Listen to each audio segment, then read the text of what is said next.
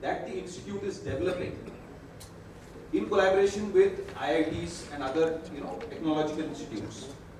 And subsequently also in the discussion you also mentioned indigenous devices, and so did Dr. Chandrasekhar. Is there any specific example of one such device which was indigenously developed in our country in collaboration with some technical institute and which has made a difference for interventional radiologists?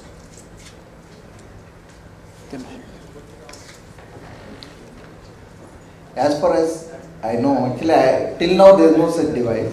But actually, myself is collaborating with IIT Delhi to develop such stent. Maybe in a year or so, we'll be able to manufacture some prototype so that we can be launched. Okay. And in the meantime, also there are so many companies which are already into, because Make in India is a buzzword now, and all are. And maybe in the 1 or 2 years, we will get to see most of the stents and balloons will be made by the Indian companies.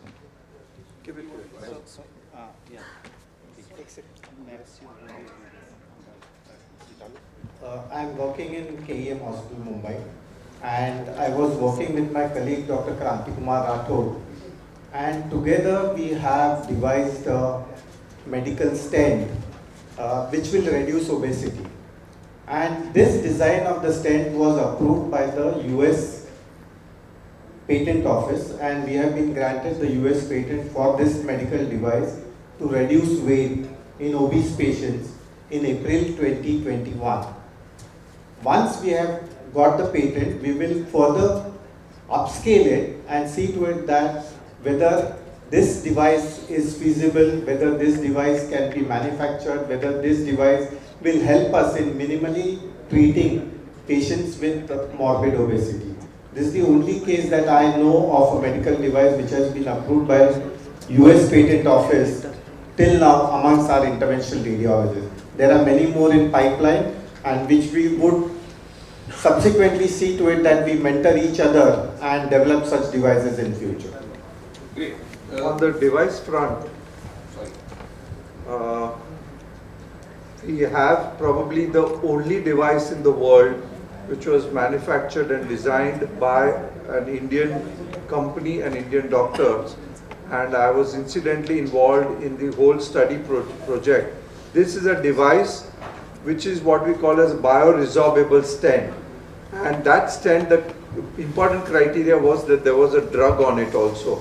So that helps to treat this peripheral vascular disease, and we were the first people in the world which we used it in humans, and that paper was accepted in Germany and in Paris, where we presented our data, and is now acceptable, and now it will be all on a manufacturing front, and within a year or so this will be available not only in India but all over the world. So credit goes to that the Indian brains and Indian minds have worked on it and have been successful in treating these patients. Okay, great. Bioresorbable drug-coated stent. Okay, that is the name of the device? So the name of the device is Credence BTK. Okay, great. One more question to you, Doctor. You mentioned that Tata is amongst the world's best training center. Now, as Indians, we are proud of this, and it's a matter of, I think, applause for everybody. But is there any certified body or any such data which says that Tata is the best training institute in the world for something like this? Yes, I think Suresh would be the best person to answer this. He is heading that Tata Institute, and is the head of radiology also. So regarding especially the training in interventional radiology, Tata Hospital is the first institute which has got a 3-year Medical Council of India certified DM in interventional radiology course. So we started around 4 years back. We started with 2 seats in DM in interventional radiology, and recently we got approval from the National Medical Council, which is now with MCA has been replaced by National Medical Council. It has approved 4 seats of DM in interventional radiology, which is the first institute in India for training the students after MD in interventional radiology. Similarly, Tata Hospital also has 2-year the dedicated fellowship course in interventional radiology, which has been affiliated to Homi Bhabha National University, which is a deemed university under which Department of Atomic Energy runs various teaching courses. So under that university, we have a 2-year HBNI Intervention Radiology Fellowship course. And we also have 1-year certificate course of Tata Memorial Center itself in intervention radiology. So at any time, there are 10 to 12 fellows who are getting trained in intervention radiology in Tata Memorial Hospital, and that is probably one of the highest number of students which are getting trained in intervention radiology, and that is why I am sure Dr. Hemant Deshmukh has said that it is one of the leading institutes, and it also has collaboration with international institutes like King's Medical College, London, as well as Miami Cancer Center in Florida. So we have affiliations with such international institutes as well. So one of the best training is given in intervention radiology in Tata Memorial Hospital. Great, fantastic. And in terms, sorry, you want To add to Sir's thing, if you take intervention radiologists in entire India, 80% of them are trained in Bombay and from KM and Tata. Wow, great. In terms of industry impact, do we have any study which gives the number of cases that are being treated through the process of interventional radiology in this country? And what is the kind of impact it has in terms of on the industry in terms of numbers and size, and at what percentage is it growing every year annually? How many people are adopting for this kind of treatment? Is there any proper study on this? And if so, what do these studies reveal? So this is what we call as registry data. Rather than the industry, it is the society which handles this.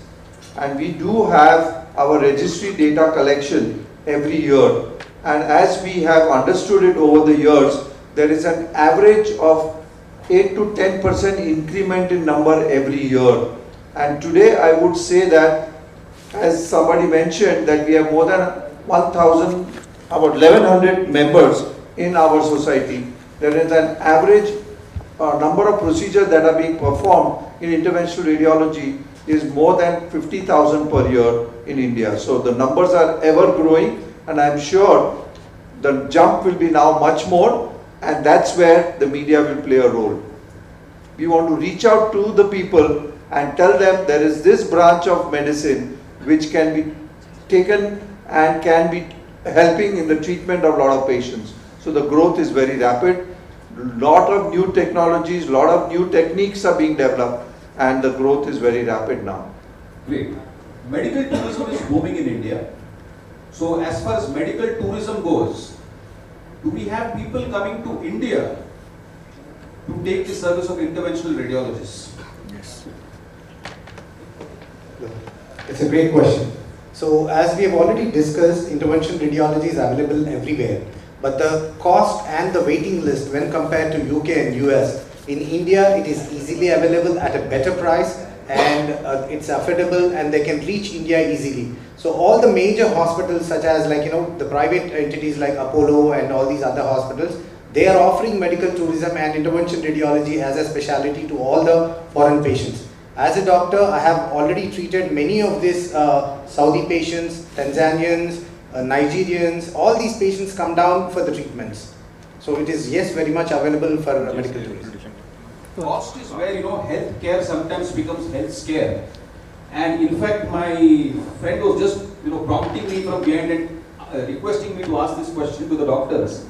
You did mention cost, and you did mention the benefits of shorter stay and keyhole surgery or pinhole surgery, minimally invasive surgery. All those things well understand and well appreciated.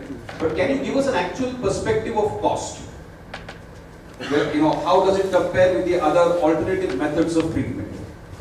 Okay, so I will also like to answer your previous question, yes, especially about the medical tourism. So in fact, we do not like the term tourism when it comes to medical science, because it is all giving care and not earning out of Pleasure. it, as the tourism word goes to.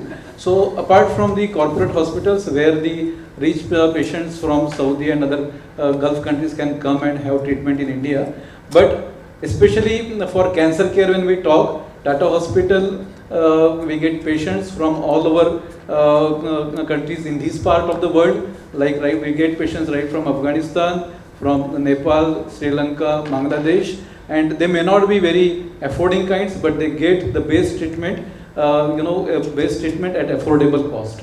So that kind of medical tourism we practice.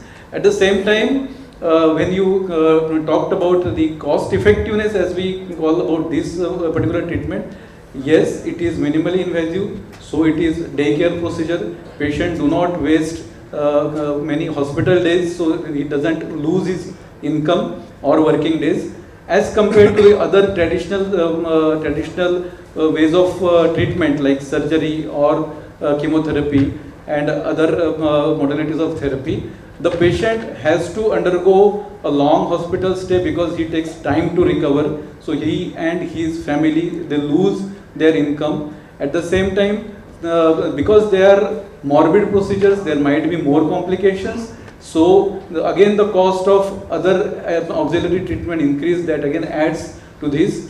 And as against that, with shorter stay, there is significant saving for the patient as well as from the out of the pocket expenditure for the family. So all this, if we consider together, these minimally invasive treatments, which most of them are daycare, is a big saving for the patient, and that is how they are cost effective as against other modalities of treatment. I think the device cost must be higher, but the gain is that these patients get back to work as early. The family is back into their business or work as early. So therefore, the cost, actually if you calculate every which way, may be equal or much less than the corresponding surgical procedure. So that is what is a major advantage. So these devices have played the trick and helped treat these patients more effectively. Just to add to that, fortunately Government of India and all the state governments have incorporated now practically all the intervention radiology treatments in government health schemes. So the Pradhan Mantri Arogya Yojana, or in Maharashtra Mahatma Jyotiba Phule scheme, all of these things, Ayushman Bharat scheme, are covering up all the intervention radiology treatments, to that extent that stents are also covered free for these patients under this scheme. So that way, fortunately, intervention radiology is able to reach the last mile or the poorest of the poor in the country. Platform to tell you about this. So, sir, can I clarify one thing? Fortunately, intervention radiologists across all metros or tier 2, tier 3 cities are available in most hospitals across the country. Though we may be small in number, but we are available everywhere. It is your right, when you reach the hospital and you say, I have chest pain and I need to see a cardiologist, it is your right to ask for an intervention radiologist. If you create awareness through media, surely intervention radiologists are now not just operating, we are available for consultations also. So we are available for you to come across the table and discuss on consultations, how you consult your general practitioner. So we are available across the country. You have to ask for that. Yeah, so the last question, sorry, you want to add To something? clear your doubts, sir, I have done fellowship in 2006 in KEM. So whenever there is a patient of aneurysm or anybody who comes into KEM, he has been given an option of neurosurgeon, interventional radiologist, always. So we used to discuss with the patient that these are the options and these are the benefits of these things. Coming from there, I am now practicing in Apollo Hospital, Hyderabad. Even today, all the patients are being given the options. Which doctor do you prefer? These are all options available to you. So the doctor never decides for the patient. And once the patient has the knowledge that I want intervention radiologist, they cannot force you to go for surgery or anything. So it is always knowledge, awareness and knowledge. Done. Thank you. So we'll ask one for this mic. Can you hear me? Yeah. Yes. So one last question, then we'll wind up the question answer session. Abroad, there are many countries where there is a system where the success rate and the failure rate of individual doctors and maybe even institutions are displayed for public consumption. so that they can make an informed choice. Our last question was about awareness and informed choices. Yeah. Is there any such system in play as far as your specialty goes? And is there any such system that will come in play in the future for medical science as a whole, and more so for highly specialized fields like yours? This is the difference between developing and developed country. Absolutely. That's why we still call ourselves as a developing country, right? We are yet to cross that big hurdle of becoming a developed country. So I believe with the growing number of doctors over here, we will be reduced by lots of pressure of work, because government is planning that every district should have one medical college, right? So lots and lots of doctors will come. So we will get more time to scrutinize our work. Once we get more time to scrutinize, because right now we are overloaded with work. And with lots and lots of time to scrutinize our work, I believe we will soon become a developed country in terms of health also. So this is a process. This is not going to take maybe in next 2 or 3 years it will happen. This will take a decade or so. 10-15 साल 20 साल लग सकते हैं इसमें, and I believe we will soon become a developed country in terms of health also. There has to be some data collection, data analysis, and then the outcomes. So this is what we need to do. All of us are aware, and as a society we are making an effort in that direction, that all of us contribute and decide. Now this meeting of complications is a very important part in our teaching program, that if I have done a complication, I want to teach my juniors that you should not repeat it. The whole idea is to improve the quality and improve the patient care, and that is what the whole purpose of this meeting. So these are the steps, and as time goes, data collection, data analysis and outcomes will be analyzed and brought up in front of people, that what we are doing, how much is good and how much is bad. So Vivek, to answer your question, as you rightly said, we need to have some figures for the general patient or public to assess which particular treatment to opt for on that basis. So as rightly Dr. Vimal has said, as a society, we are in the process of establishing registries for various procedures that we do. So with these registries, with individual hospital as well as national registry, we will come out with the results of the outcome of our procedures. Vis-a-vis, we can compare it with other modalities of therapy, so patient can decide which one is better. And the best way to do it is to analyze it and publish it, and that is again one initiative that the society has taken, to have a journal which we call as Journal of Clinical Intervention and Radiology, in which we will publish these results so that it goes to the scientific community to know that the advantages of these treatments.